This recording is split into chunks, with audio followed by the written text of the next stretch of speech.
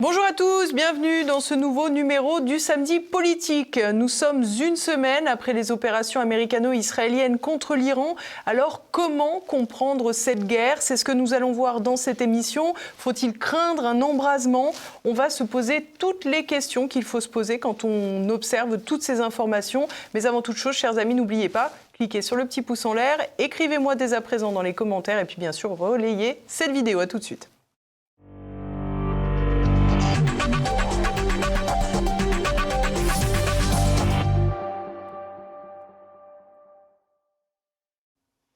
Et à mes côtés aujourd'hui pour cette émission, Pierre Conessa. Bonjour monsieur. Bonjour. Merci beaucoup d'être avec nous. Vous êtes ancien haut fonctionnaire au ministère de la Défense. Vous avez publié de très nombreux ouvrages, notamment sur le lobby saoudien en France. C'était en 2021. Vous allez bientôt faire paraître un nouvel ouvrage sur la géopolitique pour les nuls et les hommes politiques. Il est vraiment nul. Je tiens à préciser, il est vraiment nul et les hommes politiques. En tout cas, c'est bien gentil d'avoir dissocié les vraiment nuls et les hommes politiques. Ça, il faut reconnaître que l'intention est louable. Avant de parler sérieusement de l'actualité, Pierre Conessa, on a vu votre passage chez Cyril Hanouna. Oui. Est-ce que, après votre passage, tout le monde sait placer l'Iran sur une carte? Non, je n'en suis pas convaincu. De toute façon, c'était déjà le cas avant. Et puis l'Iran a cette caractéristique d'être un monde qu'on a du mal à identifier parce qu'on se dit c'est le Moyen-Orient, c'est un pays musulman, ouais, c'est pas tout à fait des Arabes, etc. Enfin, ce qui nous gêne beaucoup, c'est que c'est un pays qui a une histoire plus longue que la nôtre. La mythologie grecque vient en grande partie de la mythologie perse. Bon.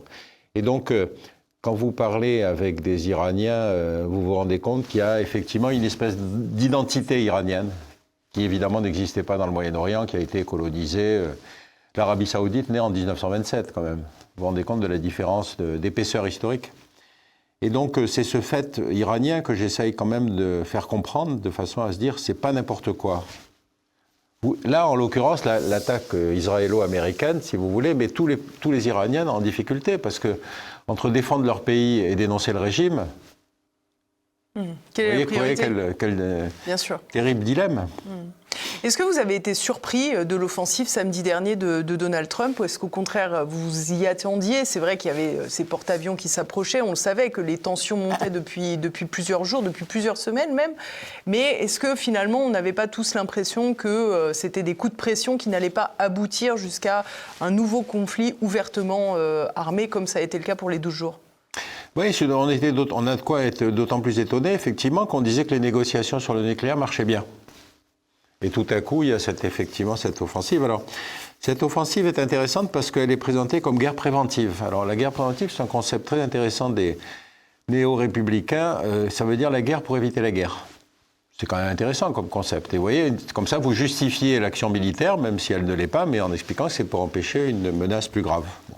J'ai vu le terme même de guerre préemptive. Oui, il y a aussi ça. C'est-à-dire quand on dit, mais c'est en fait pour détruire le potentiel nucléaire iranien. Mais c'est pas grave s'il n'existe pas, de toute façon. Au moins, on est sûr comme ça qu'il n'existe plus. Non, on est sur quelque chose dans lequel, surtout avec la personnalité de Trump, qui est un personnage dont je vous avoue que je suis un peu dérouté. Enfin, c'est un personnage, quand on lui serre la main, il faut recompter ses doigts après, quoi. C'est à peu près ça. Et puis, de l'autre côté, vous avez Netanyahou, qui est un radical juif. C'est-à-dire qu'on a suffisamment tenté d'analyser le radicalisme musulman, mais on a aussi un radicalisme juif. Ce radicalisme juif, il se traduit en particulier par les massacres à Gaza, qui se poursuivent. Et évidemment, toute l'attention est attirée sur l'Iran. Et la recolonisation de la Cisjordanie, qui se poursuit, elle, avec appui de l'armée, avec zone protégée par les militaires israéliens, c'est-à-dire qu'il est en train de tuer l'État palestinien. Donc évidemment, encore une fois, c'est pas moi qui fais l'agenda des médias, mais enfin, vous savez comment gérer, si vous voulez, à ce moment-là, ce genre d'agenda. Ce que je vous propose, Pierre Conessa, c'est qu'on regarde la déclaration de Donald Trump quand il a annoncé que la guerre était lancée contre l'Iran. Leurs responsables disparaissent rapidement.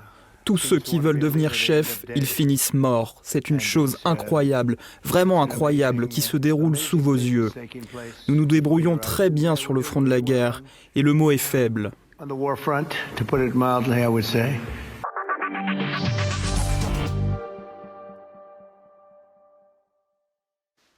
Alors Donald Trump semble très fier.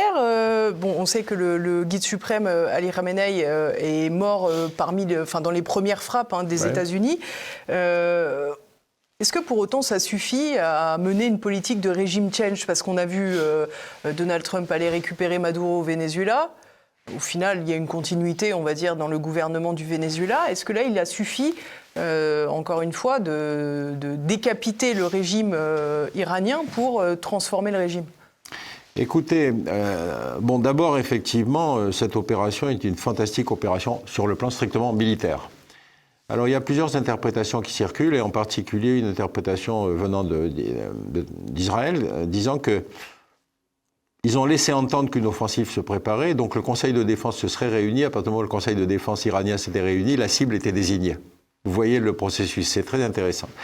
Et effectivement, quand on regarde les cartes du quartier politique, si vous voulez, dans lequel se tient le siège du leader de la révolution, etc., on s'aperçoit qu'il a été totalement rasé. Ça vous explique un peu le caractère très hétérogène, si vous voulez, des morts, puisque vous avez un peu de tout. Vous avez effectivement le guide suprême, vous avez effectivement des leaders militaires, etc. Et donc, c'est une fantastique opération. Maintenant, cela dit, je reviens toujours sur la même interrogation. C'est une crise sans solution politique. On vous ressort le fils du Shah d'Iran qui n'a jamais vécu en Iran. On ne peut pas dire que sa légitimité soit évidente à comprendre. Et pareil, les forces d'opposition, si vous voulez, ont eu du mal à survivre, puisque ce régime éliminait systématiquement toute forme d'opposition. Donc, on ne voit pas de solution. Peut-être la guerre va-t-elle encore continuer, peut-être non, je ne sais pas. On est quand même face, enfin au moins on a l'impression qu'on est face à une politique de régime change classique menée par les États-Unis assez fréquemment. Oui, mais si vous voulez, la différence entre l'expérience au Venezuela et puis celle qui est en train de se mener en Iran, c'est tout à fait autre chose. Bien sûr. Au Venezuela, c'était l'enlèvement d'un chef d'État étranger. C'est nouveau comme méthode, après tout, c'est bien. La drogue vient de Colombie, mais c'est pas grave, le Venezuela, c'était plus simple. Vous voyez ce que je veux dire? La production essentielle arrive de Colombie. Ensuite, moi j'aimerais bien que les Américains mènent vis-à-vis de leurs propres consommateurs une politique aussi répressive que celle qu'ils mènent sur les producteurs. Vous remarquerez que les consommateurs sont considérés comme des malades et eux, on ne peut pas les toucher. Donc vous avez des points d'échange de drogue aux États-Unis, comme d'ailleurs dans les pays occidentaux, et en pensant qu'on arrêtera le trafic par les producteurs. C'est le seul marché sur lequel on n'arrêtera pas le trafic par les consommateurs. Bon, j'arrête là-dessus. Donc l'enlèvement de Maduro était effectivement une opération qui techniquement était parfaitement réalisée. Mais encore une fois, on est tout à fait dans la doctrine Monroe, c'est-à-dire l'Amérique latine, c'est nous. Et on y fait ce qu'on veut. Le Groenland, c'est nous. Le Canada, c'est nous. Alors ça, c'est nouveau. Ça, c'est quand même plus nouveau. Alors c'est vrai que c'est déjà assez ancien, cette idée que le Groenland, après tout, etc., etc. Mais on a rarement eu, avec Trump, si vous voulez, quelqu'un qui soit aussi délirant sur le plan géopolitique. C'est-à-dire qu'il annonce que le Canada pourrait être le 51e État, que le Groenland, après tout, est nécessaire à la sécurité américaine. Mais il y a déjà des bases américaines au Groenland. Et donc, on est avec un individu totalement imprévisible, mais qui, encore une fois, est capable de décider, sans avertir ses alliés. L'opération sur Téhéran, notre président l'a dit, il n'a jamais été tenu informé de cette intention. Peut-être aurait-il tenté de les ralentir un peu, je ne sais pas. Enfin, c'est un monde qui fonctionne sur lui-même. Peut-être tout simplement qu'aujourd'hui, les États-Unis ne considèrent plus la France vraiment comme un allié de poids. Oui, mais c'est vrai aussi pour les autres. Les Espagnols ont refusé qu'on utilise leur base, les Anglais ont refusé de participer à l'opération. Je veux dire, pour nous, Européens, quelle que soit la nationalité, cette stratégie-là, qui consiste effectivement... N'oubliez pas quand même que les Iraniens n'ont pas de quoi atteindre le continent américain quand même. Ils ont des missiles qui peuvent atteindre en partie l'Europe. Et c'est une manière de nous exposer qui est quand même assez lâche. Alors on a eu une déclaration de Trump, comme il en a le secret, annonçant que les Israéliens auraient bientôt des missiles intercontinentaux qui seraient susceptibles d'avoir des têtes nucléaires. Vous voyez, donc quand vous êtes ce genre d'annonce, vous pouvez annoncer aussi effectivement l'arrivée de Noël, quoi.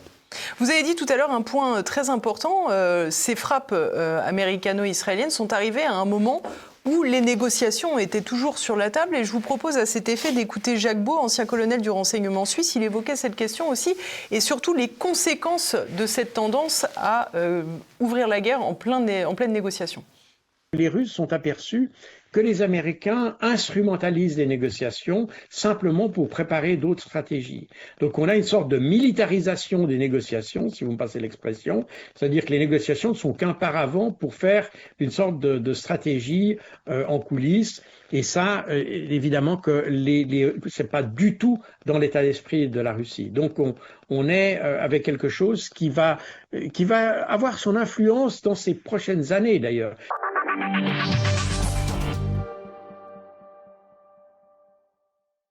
Qu'est-ce que vous pensez de ce que Jacques Beau a dit ? Je pense que c'est tout à fait exact. On est dans une situation qui, après 91, si vous voulez, il n'y a plus qu'une seule superpuissance. Cette superpuissance, des Américains, l'URSS est en pleine crise, elle éclate en petits morceaux, etc. 17 États qui vont naître de l'ancienne URSS, bref. Et on a effectivement aux États-Unis 2 courants politico-militaires qui vont légitimer ensuite l'intervention en Afghanistan, en Irak. C'est les néoconservateurs, qui disent nous avons le pouvoir, nous sommes la superpuissance et nous sommes la puissance du bien, donc il nous appartient de militairement appliquer le bien partout. Et puis les néo-évangéliques qui, eux, sont la version radicale, si vous voulez, du protestantisme américain. Ces néo-évangéliques, pour vous donner une idée, quand on va déclencher la guerre sur l'Irak, quand les Américains vont déclencher la guerre sur l'Afghanistan et sur l'Irak, leur argumentaire est très théologique, c'est-à-dire il faut aboutir à la création du Grand Israël parce que le Grand Israël est indispensable au retour du Messie. Vous imaginez ça dans un débat stratégique? Et c'était ces néo-évangéliques qui, d'ailleurs, entouraient Bush, qui vont justifier comme ça sur le plan intérieur avec des arguments dont qu'on a du mal à comprendre. Donc ces tendances-là continuent à exister, elles entourent le parti conservateur, le parti républicain, et avec un personnage comme Trump au milieu de tout ça, je veux dire, c'est une alchimie explosive. Autour de Donald Trump, justement, on retrouve cet entourage évangéliste ? On retrouve de toute façon cet entourage. Alors ce qui est extraordinaire, c'est qu'il puisse être soutenu par les néo-évangéliques, étant donné ce qu'a été sa vie personnelle quand même. On ne peut pas dire que ce soit un saint. Donc si vous voulez, c'est ça qui est assez fascinant, c'est que la collusion est idéologique, elle n'est pas personnelle, mais effectivement ce type, ce président, se sent soutenu de toute façon à partir du moment où il va faire MAGA, c'est-à-dire Make America Great Again, comme si effectivement... l'Amérique avait effectivement...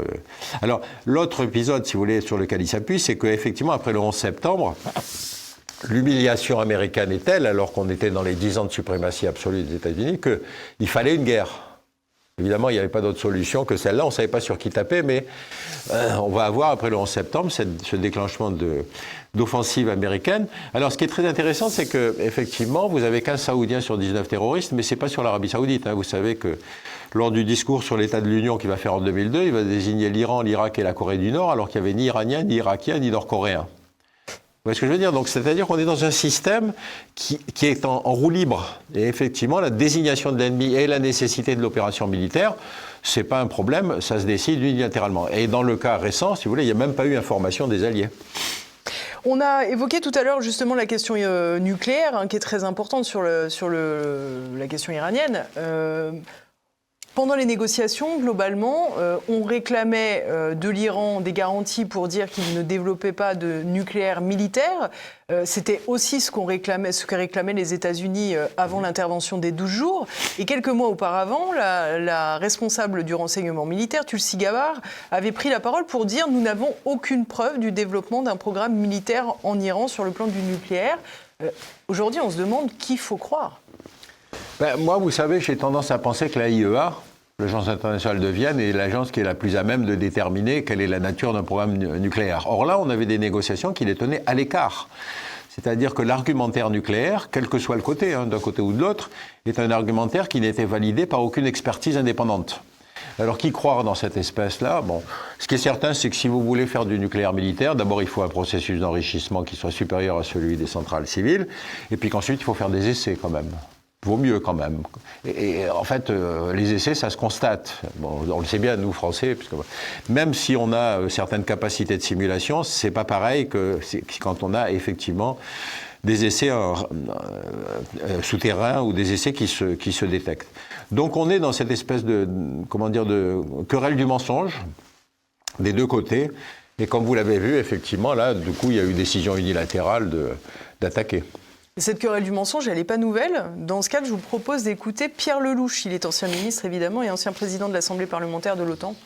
Vous étiez favorable à la guerre en Irak? Oui, parce que j'ai été enfumé, comme beaucoup d'autres, y compris au CEA, sur l'existence d'armes nucléaires. Vous y avez cru à l'époque? Ah bah oui, parce que je veux dire, même nos militaires le croyaient. Ouais. J'ai fait partie des gens qui ont été enfumés par les services américains. On ne me refait plus le coup, je vous garantis que j'ai appris de ma leçon.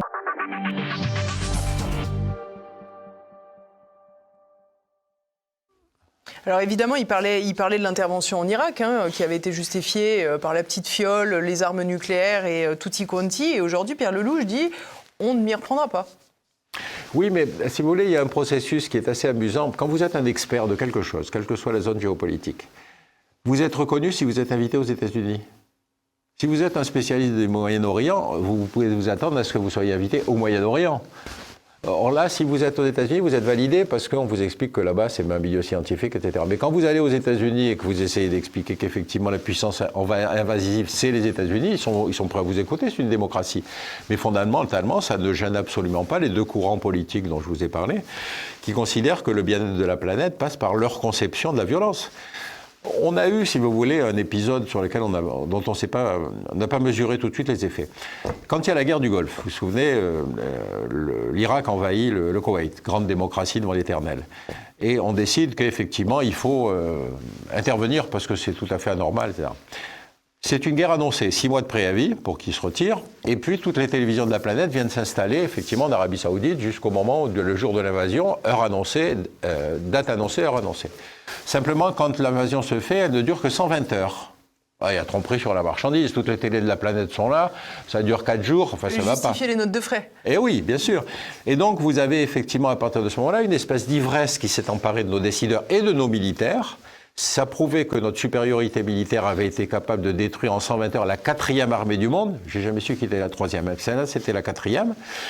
Et donc, on se dit, mais vous voyez, finalement, le moyen militaire pour résoudre certaines crises est un moyen que nous avons à notre disposition.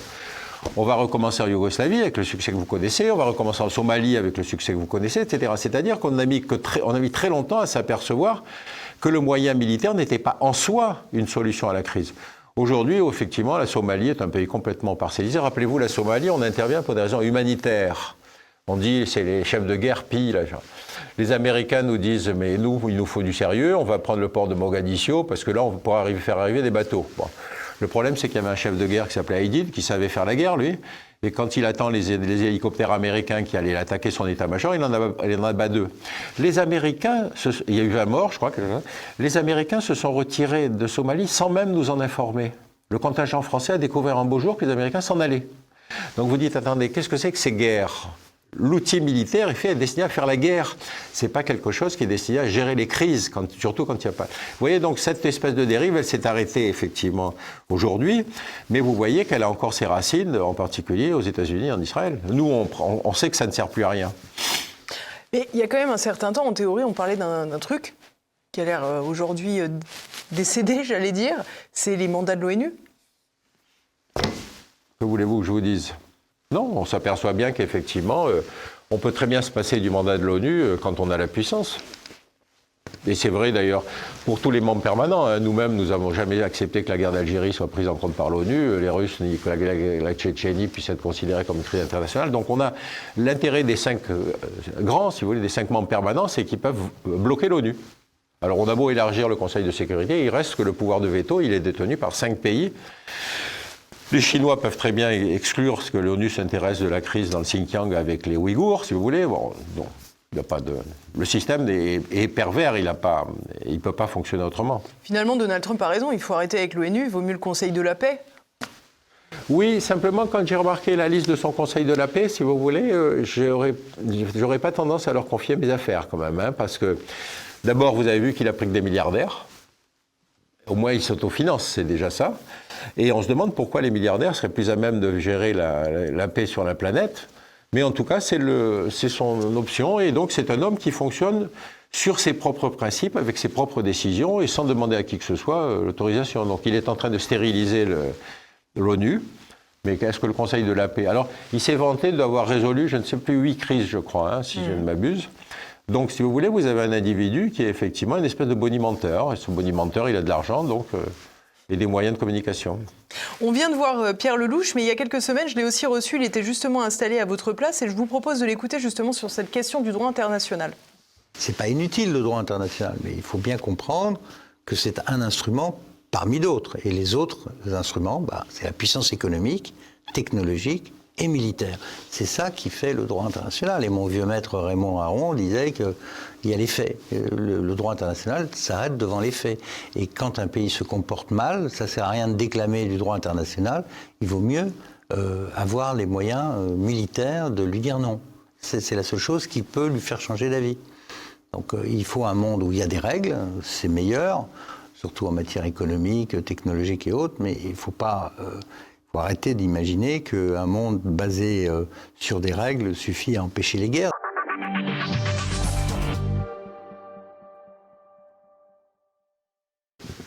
Bon, ça a le mérite d'être clair. Ah ben tout à fait, tout à fait. Non, on est dans un système hybride. Hein. En 1945, on a cru qu'effectivement, en créant l'ONU, qui prenait la place de la SDN, etc. En 40, autant que mes chiffres, je me souvienne, en 1945, l'ONU, quand on crée l'ONU, je crois qu'il y avait 45 États. Aujourd'hui, on en a plus de 180. Vous voyez ce que ça veut dire? Ça veut dire que vous avez aujourd'hui une parcellisation du monde avec des entités qui sont devenues indépendantes, URSS, décolonisation, etc. Chacune de ces entités va s'écrire son propre discours national historique, en expliquant que ceux qui sont sur son territoire, c'est des intrus, en fait. C'est-à-dire que les motifs de guerre, la granulométrie des motifs de guerre, aujourd'hui, c'est terriblement diversifié. Et donc, il ne faut pas toujours raisonner à partir de nous, en nous disant on est dans la situation de 1945. Moi, j'ai eu, si vous voulez, un certain nombre de ministres, quand j'étais au ministère de la Défense, qui ne s'intéressaient plus à la crise elle-même. Ce qui les intéressait, puisqu'il n'y avait plus de manipulation soviétique, ce qui les intéressait, c'est si j'envoie du militaire, est-ce que je gagne des voix, est-ce que je me suis réélu? Vous voulez que je le répète doucement ou c'est pas la peine? Et j'ai vu ça, j'ai vu ce genre de ministre dès la Défense. Donc, on est sur des systèmes dont la logique politique a complètement changé. Et donc, j'espère, sur le poids des opinions et sur le poids des ONG, si vous voulez, pour remettre un peu de crédibilité dans le système. Alors, avant de parler de ça, justement, du bonus politique, j'allais dire, des guerres, j'aimerais qu'on continue un petit peu sur le droit international. On a vu, là, il y a jeudi dans la journée, les Américains frapper un navire iranien qui partait du Sri Lanka après une parade. Il n'était absolument pas préparé et se trouvait dans les eaux territoriales. On est sur quel type d'opération ? Je ne sais pas, parce qu'effectivement, je serais bien à peine de vous qualifier cette opération. On va détruire tous les moyens iraniens, quels qu'ils soient, où qu'ils se trouvent. De toute façon, il restera derrière tout ça l'Iran. Vous voyez ce que je veux dire? L'Iran, c'est pas, encore une fois, c'est pas un pays, c'est pas la Yougoslavie post-Tito. C'est pas un pays qui va éclater en multiples entités, etc., etc. Donc, on est sur quelque chose dont encore une fois, je suis pas dans la tête de Donald Trump et j'aime mieux pas. Alors justement, je disais tout à l'heure, est-ce qu'on peut regarder la déclaration de Donald Trump quand il entrait en guerre samedi dernier ? L'armée américaine a lancé des opérations de combat majeures en Iran. Notre objectif est de défendre le peuple américain en éliminant les menaces imminentes que représente le régime iranien, un groupe cruel composé d'individus très durs et terribles.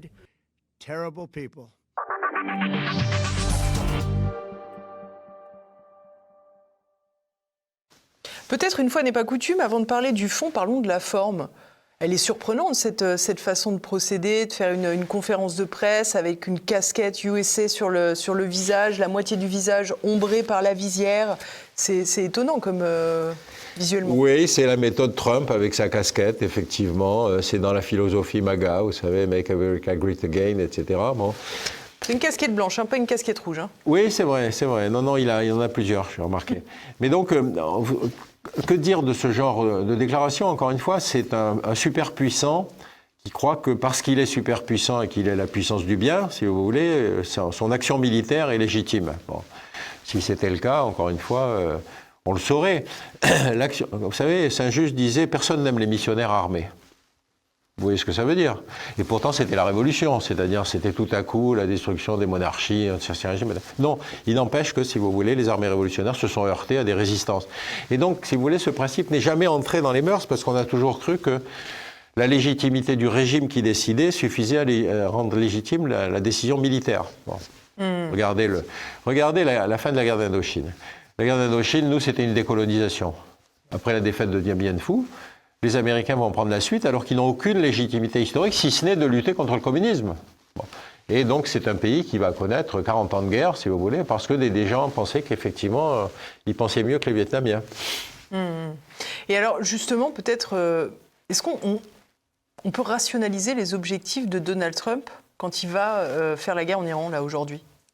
Je ne suis pas sûr qu'on puisse rationaliser, parce qu'encore une fois, c'est un homme dont je pense qu'il est capable de décider de coups médiatiques. Alors après l'attaque sur l'Iran, on peut très bien avoir quelque chose qui concernerait je ne sais quel pays d'Amérique latine, etc. etc. Donc, évidemment, pour le cas de l'Iran, c'est un système qui est compliqué, parce que je crois qu'il y a déjà eu plus de 1000 frappes sur l'Iran depuis le début. Donc vous vous rendez compte, c'est un pays qui va être pratiquement ruiné par cette guerre, et évidemment qui n'a comme seule solution que de régionaliser la crise avec les missiles dont il dispose, c'est-à-dire de bombarder les pays périphériques dans lesquels il y a des bases américaines. Hein, attention, ils ont effectivement ciblé les bases américaines, même s'il y a eu des erreurs. Et donc, on était dans une régionalisation de la crise, si vous voulez, qui était les moyens dont dispose le régime de Téhéran. Mais lequel des deux est le plus déstabilisant? Moi, j'ai tendance à penser que c'est Trump le plus déstabilisant. Oui, alors vous le dites, hein, bien sûr, la riposte iranienne qui avait été annoncée d'ailleurs. L'Iran avait prédit que s'il y avait des frappes sur son pays, évidemment, elle frapperait tous les pays du Golfe où se trouvaient des bases américaines. Accessoirement, je crois que c'est à Bahreïn, non, c'était à Abu Dhabi, pardon, où il y a aussi une base française qui a été tout à fait. touchée. Pourquoi vouloir cette régionalisation ? C'est le seul moyen militaire dont ils disposent, si vous voulez, pour pouvoir répliquer aux Américains. Sinon, comment voulez-vous faire? À part effectivement refaire le 11 septembre, dont je rappelle qu'il a été fait par des Saoudiens, mais enfin, ne retenons pas ce refaire, oui. Ouais. Non, mais je veux dire, vous voyez ce que je veux dire? La rupture stratégique, c'est aussi ça, c'est-à-dire quels sont les moyens que l'ennemi n'imagine pas pour tout à coup le frapper. Là, aujourd'hui, c'est effectivement taper sur les bases américaines dans la région, et y compris sur Israël, hein, aussi, il ne faut pas oublier, Bien sûr. pour faire comprendre que de toute façon, la guerre de réplique peut durer. Lequel des deux abandonnera le premier, ça j'avoue, je n'en sais rien. Je ne connais pas les stocks dont disposent les Iraniens, mais enfin, on voit bien qu'avec la logique des drones et la logique des missiles, si vous voulez, on est dans une guerre bon marché, qui peut finalement durer. On a le sentiment justement que la stratégie n'est pas du tout la même. C'est pas du carpet bombing, bien sûr, du côté américain, mais pour autant, il y a quand même beaucoup de munitions qui sont utilisées. Côté iranien, il y a également beaucoup de munitions, mais des munitions très peu chères, comme vous le rappelez, notamment avec les drones, les fameux Shahed. Quand il faut intercepter un Shahed qui coûte 25 000 $ au maximum, il faut utiliser des missiles d'1 million, plusieurs millions. Oui. Donc c'est une guerre totalement asymétrique. C'est une guerre totalement asymétrique, effectivement, et encore une fois, si vous voulez, l'art de la guerre, si tant est qu'on puisse appeler ça de l'art, si vous voulez, c'est quand même de penser à l'inverse de ce que pense l'adversaire, ce qu'il croit être ses éléments de supériorité, et ceux par lesquels on a les moyens de répliquer en lui faisant du mal. Donc effectivement, les Iraniens sont obligés, si vous voulez, de répliquer avec les moyens dont ils disposent, et effectivement, en visant les pays de la région pour leur dire « faites attention, vous pouvez vous aussi vous trouver mêlés dans cette guerre-là ». Bon, effectivement, jusqu'à maintenant, ça s'est limité aux bases américaines. Ça s'est limité aussi à Israël, quand même, parce que les alertes aériennes à Israël, le dôme de fer, si vous voulez, n'a pas non plus arrêté tout ce qu'il espérait arrêter. Donc, malheureusement... Ce fut aussi le cas pendant la guerre des 12 jours, d'ailleurs. On avait vu qu'il y avait des trous dans la raquette, j'allais dire. Oui, absolument, parce que de toute façon, vous savez, quand on est sur du missile, c'est de la détection balistique. Quand on est sur des drones, c'est n'importe quoi. Ça veut dire qu'effectivement, vous pouvez avoir des gens qui passent sous la couverture, parce qu'encore une fois, ils sont capables de voler n'importe comment et très bas, et ils sont très difficilement détectables. Donc on est à chaque fois sur quelque chose qui fait que tout le sentiment, rappelez-vous, la ligne Maginot. La ligne Maginot était censée arrêter les Allemands s'ils avaient bien voulu attaquer sur la ligne Maginot. J'arrête là-dessus. On a d'ailleurs vu Volodymyr Zelensky proposer ses lumières et son expérience quant aux Shahed qui sont utilisés depuis plusieurs années sur le terrain ukrainien, précisément aux États-Unis dans le conflit au Proche et au Moyen-Orient, en échange d'une pression des pays du Golfe sur la Russie. Oui, absolument. Mais c'est-à-dire que c'est un deal, effectivement, aujourd'hui, dans lequel tous les acteurs, il n'y a pas de matrice stratégique compréhensible. Encore une fois, les pays du Golfe savent très bien qu'ils peuvent être bombardés comme ça pendant assez longtemps, donc ils vont essayer de faire pression. Mais sur qui? Sur Israël, ça paraît difficile. Sur les États-Unis, avec Trump, je ne sais pas qui est capable de lui parler. Donc on est dans une déstabilisation régionale dans laquelle chacun peut tirer son intérêt. Zelensky, lui, effectivement, il est dans une crise dont aujourd'hui plus personne ne s'occupe. Vous voyez Et qui peut poser un vrai problème sur son approvisionnement en armes, d'ailleurs. Ah bah oui, c'est-à-dire que vous avez une focale médiatique, si vous voulez, qui est capable de nous faire croire que ce qui est exposé dans les médias est la réalité stratégique. Non. L'intérêt de tous les belligérants, selon les circonstances, c'est effectivement d'attirer l'attention des médias ou pas. Bon, par exemple, personne ne regarde les bombardements qui se passent au Yémen faits par les Saoudiens. Bon, c'est des avions français et des bombes françaises, mais on ne va pas en parler parce que sinon, on perdrait notre meilleur client. Vous voyez ce que je veux dire? Toutes ces ambiguïtés-là, encore une fois, c'est la focale médiatique qui va la déterminer. Et alors justement, vous évoquiez tout à l'heure que l'on ignorait les capacités réelles d'approvisionnement en armes de l'Iran. On sait que pendant les négociations, il y avait évidemment cette question du nucléaire, mais pas seulement, il y avait aussi cette question des missiles balistiques. Donald Trump semble avoir dit qu'il avait déjà réduit à néant les capacités iraniennes sur ce terrain-là. On ignore en réalité de quoi dispose encore l'Iran aujourd'hui. Totalement, oui, effectivement. Pendant la guerre des 12 jours, on en est sorti avec des communiqués de triomphalistes. Ce qui est d'ailleurs, pardon de vous interrompre, mais une grande incohérence parce que si la guerre des 12 jours était un succès comme Donald Trump l'avait expliqué, l'intervention là sur le nucléaire iranien ne serait pas justifiée.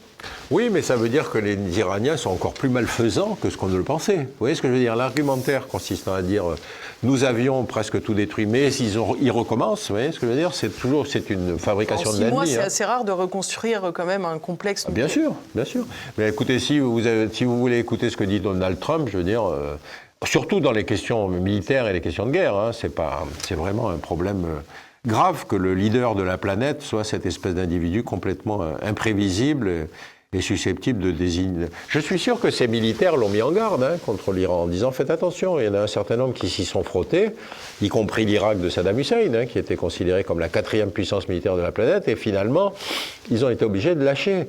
Donc faites attention, encore une fois, l'Iran est un fait géopolitique. Ce n'est pas une nation du Moyen-Orient qu'on a découpée après le traité de Versailles.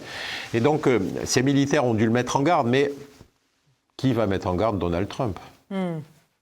Bon, certains commentateurs expliquent que le fait de frapper l'Iran, c'est aussi un moyen détourné de frapper la Russie et la Chine, notamment parce que l'Iran est désormais membre à part entière des BRICS et que ça casse un axe du Sud global, un monde alternatif, on va dire, à celui qui est normalement dicté par l'hégémonie américaine. Est-ce que ça le casse ou est-ce que ça le renforce? Vous voyez ce que je veux dire? On peut se poser la question, encore une fois. La réponse viendra plus tard avec l'avenir de l'Iran. Ah ben oui, tout à fait. Mais si vous voulez, rappelez-vous l'embargo pétrolier. Il a été contourné par le fait de construire des pipes dans le nord qui vont vers la Russie et vers la Chine, etc. Et autant la Russie pouvait pendant longtemps être considérée comme une grande puissance militaire, et puis évidemment depuis l'éclatement c'est beaucoup plus compliqué, mais la Chine était une expérience de pouvoir intéressant parce que la Chine n'a jamais militarisé ses relations avec l'étranger. La Chine, on la voit arriver partout en Afrique, si vous voulez, mais ce n'est pas des coups d'État. C'est de la présence commerciale, économique, etc., etc. Et ça, c'est un scénario de puissance qu'on a du mal à comprendre, parce qu'encore une fois... On vous répondrait que Taïwan est effrayé par la capacité militaire de la Chine. Oui, c'est vrai, mais enfin, depuis 1949... Vous voyez ce que je veux dire? C'est-à-dire, effectivement, qu'un pays comme celui-là est toujours une espèce de cause à relever, à entretenir, à réchauffer, etc. Mais fondamentalement, toute l'expansion chinoise, si vous voulez, la croissance depuis Deng Xiaoping, a été une croissance économique, assez peu militaire. Il commence à peine à développer une marine, parce qu'encore une fois, il n'y a pas de tradition maritime dans la Chine communiste. Et donc, on est sur quelque chose qui est évidemment, on peut toujours le construire comme ennemi, c'est ce que font les Américains en disant la nouvelle puissance, la nouvelle menace, c'est la Chine. Bon, c'est une manière de comparer des moyens militaires qui est quand même assez étonnante. Et donc, eux, ils ont tout intérêt à ce que l'Iran ne soit pas exterminé, mis sous embargo et ruiné. Donc, effectivement, je ne sais pas jusqu'où on va, mais enfin, on est dans une dynamique où les acteurs sont face à des choix difficiles. Et nous-mêmes, Européens, alors encore plus. Oui, on en parlera après, oui.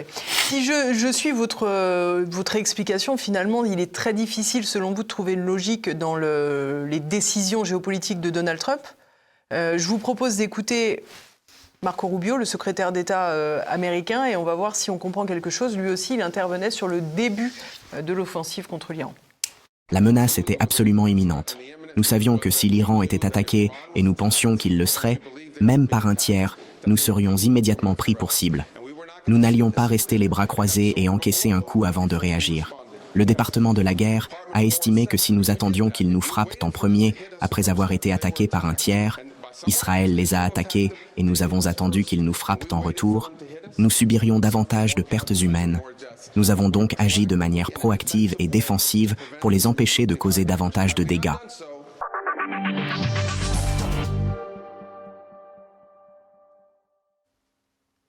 Bon, alors c'est ce qu'on évoquait tout à l'heure, hein, ces histoires de guerre préventive, de guerre préemptive. Néanmoins, ce que dit Marco Rubio, c'est qu'Israël a frappé en premier. Oui, mais surtout, il dit que la guerre était imminente. Vous voyez ce que je veux dire ? Il dit que la guerre déclenchée par l'Iran était imminente. C'est quand même très étonnant comme déclaration. Hein. Et effectivement, je pense que Trump s'est laissé convaincre par Netanyahou sur le fait qu'une double opération était effectivement, avait toutes les chances de réussir, que effectivement la destruction du programme nucléaire serait le résultat absolu, mais il y a tout le reste qui va avec, etc. Comme je vous le disais avec le cas de l'Iran, c'est une crise sans alternative politique aujourd'hui. Il n'y a pas véritablement d'opposition structurée. Le risque le plus grave, c'est effectivement que ce soit les gardiens de la révolution qui prennent le pouvoir. Puisque même si la hiérarchie religieuse se trouve effectivement discréditée, décapitée, etc., il reste que les seules forces organisées sont les gardiens de la révolution, etc. Donc on risque d'avoir une espèce de système militaire, enfin policier et militaire encore pire, si vous voulez, sur l'Iran. Et avec, encore une fois, le fait que le régime tiendra encore cette ossature-là. Il ne va pas se décomposer. À plus forte raison que, sauf erreur de ma part, Ali Khamenei avait pris une fatwa pour que le nucléaire militaire ne soit pas développé. On pourrait imaginer que le successeur ne choisira pas ne fera pas le même choix. Surtout que si on est très cynique, s'il y a bien un dirigeant qui a la bombe nucléaire qui n'est pas empêché aujourd'hui dans le monde, c'est bien Kim Jong-un. Ouais, et quelque part, il a acheté son passeport de sérénité. Bien sûr, bien sûr. Non, mais c'est ça qui est terrible, si vous voulez, c'est qu'effectivement, les différentes tentatives de développement de programmes nucléaires qu'on a connus en Irak, qu'on a soupçonnés en Iran, etc., surtout à l'époque du Shah, sont des systèmes d'affirmation de puissance. C'est-à-dire qu'il n'y a pas de raison que le nucléaire soit limité à certains pays, désignés une bonne fois pour toutes. Le cas de la Corée du Nord que vous citez, c'est évident. Là, il s'est fait complètement en autonomie, en indépendance, probablement avec l'aide de la Chine, mais enfin, en tout état de cause, un système qui aujourd'hui est totalement sanctuarisé. C'est-à-dire qu'on ne peut pas continuer, si vous voulez, à imaginer que la Corée du Nord ferait l'objet d'une attaque. Donc ça, c'est malheureusement l'argumentaire du faible contre le fort aujourd'hui. C'est celui qu'effectivement Israël a développé, justement, pour pouvoir se garantir sa propre sécurité. Et donc on est sur un système... Avec un problème de profondeur stratégique, hein, pour être... Ah ben oui, mais justement, c'est pour ça que le développement du nucléaire était absolument indispensable, parce qu'effectivement, il n'y aurait jamais eu le temps d'avoir, si vous voulez, une menace et une réplique. Bon. Donc on a effectivement des situations qui sont très particulières, c'est la même chose en Corée du Nord. Et donc c'est une incitation pour beaucoup de pays à avoir l'arme, en disant mais finalement c'est notre garantie suprême. Donc ça fait plutôt l'effet inverse. Pardon ? Ça fait plutôt l'effet inverse finalement. Ah ben oui, absolument, absolument. Ben, vous le voyez par exemple, Saddam Hussein, lui, il avait effectivement presque terminé ses études. Bon, le problème du nucléaire, c'est qu'il faut quand même de temps en temps procéder à des essais. Quand même, après, ça devient difficile à masquer, quoi. Oui, forcément. Alain Juillet, qui était le patron du renseignement à la DGSE, s'est demandé il y a quelque temps chez nos confrères de Tocsin si, quelque part, Donald Trump n'avait pas été forcé par Israël d'intervenir, peut-être notamment parce qu'Israël détenait des informations quant au président américain. Qu'est-ce que vous pensez de cette hypothèse ? C'est tout à fait plausible, mais en même temps, si vous voulez, vous avez aux États-Unis des gens qui sont quand même très, très, très favorables au soutien à Israël. Vous savez, il y a un sujet que j'ai assez peu travaillé, mais je pense qu'il mériterait, c'est la question des diasporas à l'étranger. Bon, quand vous avez des diasporas victimaires, c'est-à-dire des gens qui ont émigré parce qu'ils ont été victimes, ils ont fui la guerre fui la guerre, etc. L'AIPAC, qui est donc l'organisation du lobby juif aux États-Unis, a toujours été très favorable à Israël, quelles que soient les circonstances. Bon. Et donc, le rôle des diasporas, nous on a une diaspora arménienne, on a une diaspora algérienne, etc., qui vont effectivement, à partir du moment où ils deviennent citoyens du pays d'accueil, vont jouer le rôle politique normal d'ailleurs, dans la politique électorale, quoi, si on caricate. Oui. Et puis même avoir une activité, etc. Donc l'AIPAC est évidemment le sommet, si vous voulez, de l'organisation susceptible d'influer sur un président américain, et tous les candidats, si vous voulez, passent un moment, un oral devant l'AIPAC. Bon. Donc ce qui rend la situation originale aujourd'hui, c'est que le déclenchement de cette guerre est dénoncé par des intellectuels juifs. C'est-à-dire qu'aujourd'hui, vous avez des gens qui disent mais c'est inadmissible ce qui se passe à Gaza, c'est inadmissible ce qui se passe en Cisjordanie, les intellectuels juifs. Hein. Je pense à quelqu'un comme Broman, qui est l'ancien patron de Médecins sans frontières, mais il y en a d'autres. Donc aujourd'hui, vous n'avez plus cette espèce de solidarité mécanique. Parce qu'encore une fois, la légitimité de Netanyahou comme chef de guerre, si vous voulez, c'est un radical juif. Donc il n'y a pas de raison de ne pas dénoncer un radical, qu'il soit juif, musulman ou bouddhique. Ouais. Et donc ça, c'est un changement assez important. Moi, j'ai tendance à penser que, si vous voulez, quand il y a eu les massacres à Gaza, et que pour la première fois des voix juives, justement, s'élevaient contre ces massacres, la bonne solution de reconstituer le front de soutien, c'était de frapper l'Iran. Parce que je veux dire, l'Iran n'intervenait pas sur l'histoire. Mais frapper l'Iran, c'était une manière de dire « Oh là là, attention, l'Iran, l'Iran, l'Iran ». Et effectivement, une partie du front de soutien s'est reconstituée. Bon, le problème, c'est qu'ils frappent aussi sur le Liban. Et le Liban, le pauvre Libanais, eux, c'est le punching ball de toutes les crises, quoi. Y compris sur Beyrouth, hein, d'ailleurs. Hein. Ah, tout à fait, tout à fait. Oui, oui, c'est pas seulement les quartiers sud, oui. Alors, on voit que ces offensives américaines, vous l'avez expliqué, travaillent au corps l'électorat américain. Vous l'avez dit, hein, d'ailleurs, sur la question du soutien à l'État d'Israël. D'ailleurs, les opinions ont beaucoup évolué, hein, parce qu'il y avait un soutien majoritaire très large, et on a vu qu'il était clairement descendant. On l'a vu aussi, d'ailleurs, avec l'élection du maire de New York il y a quelques semaines. Mais c'est aussi à rebours des promesses électorales de Donald Trump, ce qui provoque une vraie secousse dans l'électorat populaire de Donald Trump, la fameuse base MAGA. Et je vous propose justement d'écouter quelques témoignages depuis le Texas. As a Republican, we just had the primaries and I voted Democrat. En tant que républicain, nous venons d'avoir les primaires et j'ai voté démocrate. Je suis attristé par ce que font les républicains et par la manière dont ils le font. J'en ai assez. Les États-Unis doivent se relever à nouveau. Concernant cette guerre, j'y suis également opposé tout simplement parce qu'il ne semble pas qu'il y ait un plan. J'ai écouté les informations et j'ai entendu que dans une école de petites filles, au moins une centaine ont perdu la vie. C'est triste. Comment les États-Unis peuvent-ils venir détruire la vie de tout petits ? Non. Nous ne devrions pas être là-bas. Nous ne devrions pas. Ils ne dérangeraient pas les États-Unis. Ils ne dérangeaient pas les États-Unis.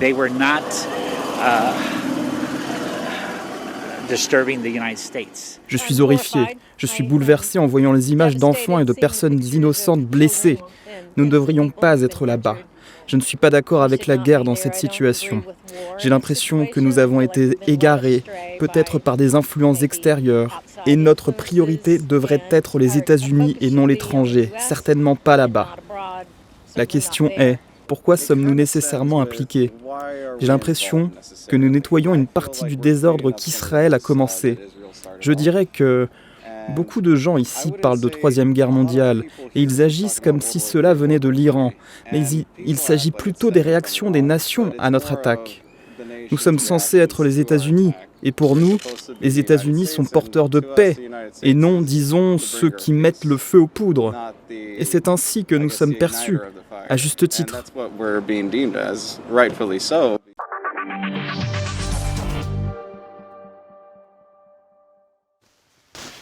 Faut être honnête, il est peu probable qu'on ait réussi à avoir ces témoignages il y a un an. Oui, mais en même temps, si vous voulez, c'est tout à fait normal. Les États-Unis sont une démocratie, les gens peuvent... Vous savez, les Américains, l'Amérique, c'est trois entités géopolitiques différentes. Vous avez la côte Est, celle que nous regardons nous, et pour laquelle on pense que c'est l'Amérique. Vous avez la côte Ouest qui, elle, regarde sur le Pacifique. Et au milieu, vous avez le Middle West. Et le Middle West, c'est une espèce de vide intellectuel, si vous voulez, où si on vous dit, on frappe là-bas parce que l'Amérique a décidé que, vous avez une espèce d'électorat, si vous voulez, qui après tout se dit, bon, si c'est Washington qui a décidé, c'est que ça doit être bien. Donc on est sur des masses électorales, si vous voulez, qui ont des entités géopolitiques dans la tête totalement différentes. Donc, ce qui est intéressant, c'est qu'effectivement, ces gens-là considèrent que cette attaque-là, décidée par Trump, sans avoir saisi le Congrès, sans avoir saisi le Congrès. Alors, je crois qu'au bout d'un moment, il sera obligé de le faire. Oui, il sera obligé, mais enfin bon, on attend. On n'a jamais été aussi près du moment où il a... Mais par exemple, il a expliqué que, globalement, cette offensive pourrait durer jusqu'à peu avant septembre. A priori, ce n'est pas possible de le faire si le Congrès n'a pas été mobilisé. Oui, ce ne serait pas possible. D'ailleurs, déclencher la guerre non plus n'était pas possible quand il n'y avait pas de provocation. Mais enfin, il reste que le personnage, si vous voulez, tellement imprévisible qu'il peut penser que si finalement il a la victoire, tout le monde oubliera qu'il n'a pas saisi le Congrès. Mais en même temps, vous avez au Congrès des gens qui effectivement élèvent la voix très sévèrement contre les méthodes de Trump, contre sa décision de faire la guerre, etc. Et surtout sur le suivisme à l'égard d'Israël. Et alors justement, on peut penser que ça pourrait être fatal pour les midterms. Déjà, c'est rarement favorable au président en place. On pourrait imaginer que ça va être très difficile pour lui. Bon, je ne suis pas un spécialiste de la carte électorale américaine, mais c'est vrai, on peut penser qu'un homme élu parce qu'il vous dit je ne veux plus d'intervention extérieure et qui fait cette guerre-là, on peut penser qu'effectivement son électorat risque de l'abandonner. Encore une fois, dans une guerre dont on ne voit pas l'issue, hein, parce que finalement, il a beau dire que ça va être court, ça fait un bout de temps maintenant que ça dure et ça ne donne pas l'impression que ça va s'arrêter. Alors ces interventions ont des conséquences lourdes, notamment sur le détroit d'Ormuz, donc de facto sur les approvisionnements énergétiques d'une grande partie du monde. C'est à peu près 20% du trafic qui est interrompu aujourd'hui. Les premières conséquences se font sentir. On voit que l'Inde a renoué avec la Russie alors que Donald Trump l'avait interdit, entre guillemets, par les taxes douanières. À quoi faut-il s'attendre justement sur ce terrain énergétique qui finalement va plutôt aider Vladimir Poutine dans son effort de guerre face à l'Ukraine? Oui, de toute façon, la crise énergétique, de toute façon, va perturber surtout les pays consommateurs, c'est-à-dire nous. Donc effectivement, on est dans une situation où nous sommes les victimes involontaires, les victimes passives, si vous voulez, d'une décision qui, encore une fois, ne nous a pas été exposée. Le détroit d'Ormuz, depuis, si vous voulez, la guerre Iran-Irak, avait perdu une partie de son importance pour les Iraniens. Soit parce qu'ils avaient construit un pipe qui aboutit directement, si vous voulez, sur la mer d'Oman, ce qui évidemment est plus difficile à bloquer, soit qu'ils ont effectivement, par l'intermédiaire des Russes, cherché à évacuer vers le nord et vers la Chine, si vous voulez, leur pétrole. Mais il reste qu'il y a tous les autres pays pétroliers, hein, y compris les Émirats, si vous voulez, et qui sont effectivement directement concernés par ce blocage, puisque le seul levier de pression qu'a l'Iran aujourd'hui, c'est de jouer sur des pays qui ont intérêt à ce que la guerre s'arrête, parce qu'ils sont menacés dans leurs intérêts, parce qu'ils sont l'objet de bombardements sur les bases américaines, etc., etc. Comment est-ce qu'on va en sortir? On aura l'occasion de se revoir. Hein. Ça, c'est certain. Et justement, nous avons intérêt, nous, Européens, et nous, Français, nous avons intérêt à voir la guerre s'arrêter. Pour autant, on a vu une position d'Emmanuel Macron qui est assez surprenante, plutôt alignée globalement sur Washington. Oui, enfin, sa déclaration, moi je l'ai prise comme une déclaration de forme, effectivement, en disant, effectivement, nous sommes dans le camp des Américains. Mais enfin, pendant la guerre du Vietnam aussi, on disait qu'on était dans le camp des Américains, mais enfin, c'est... Bon, Macron n'est pas comme De Gaulle, hein, c'est pas le genre à dire tout à coup... parler de ce petit peuple agressif en parlant d'Israël après la guerre de 67, dire qu'effectivement il fallait imaginer beaucoup de choses nouvelles, si vous voulez, comme l'a fait De Gaulle, c'est pas la ligne politique de Macron, qui n'a pas cette légitimité historique qui faisait que De Gaulle, je vous ai compris, va aboutir à l'indépendance de l'Algérie, etc. On n'en a pas souvent des produits comme ça. C'est sûr, ils sont visiblement disparus. Mais je suis moins critique que beaucoup de gens à l'égard de Macron, hein, parce que... c'est ce qui plaira beaucoup à nos téléspectateurs, ça j'en doute pas. Pardon ? C'est ce qui plaira beaucoup à nos téléspectateurs, j'en doute pas. Non, mais ce que je veux dire, c'est que dans le champ politique, je ne vois pas de personnalités qui sortent du lot. Vous savez, la formation de nos élites en France... Vous voulez dire sur le champ politique français ou sur le champ politique français, européen? Oui.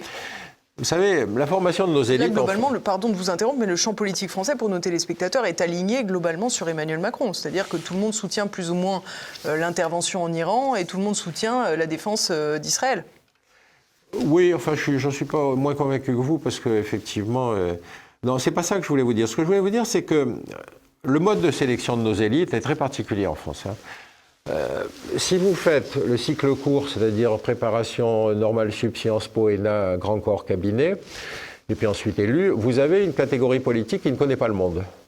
C'est-à-dire vous êtes un pur produit du système français, et tout à coup vous allez exercer des responsabilités à l'égard de ce pays que vous connaissez peu et à l'égard du monde que vous ne connaissez pas. Moi j'ai eu des ministres de la Défense, si vous voulez, qui visiblement ne pensaient qu'à une seule chose, c'est si je décide ça, est-ce que je gagne des voix à mes élections, quoi. La crise ne l'intéressait pas, c'était pas le sujet. Oui, et donc ça, c'est un travers de notre système, c'est-à-dire l'idée qu'effectivement la sélection franco-française, si vous voulez, suffit à désigner des élites. Moi j'ai un vieil ami qui est malheureusement décédé, qui s'appelait Gérard Chaliand. Gérard Chaliand commençait toujours par aller voir à quoi ressemblait la crise quand elle explosait. Bon. Nous, on va poser la question à l'ambassade, qui surtout ne doit pas sortir, pour lui demander comment est la crise, si vous voulez, dans les... Quand elle n'est pas fermée, d'ailleurs. Quand elle n'est pas fermée.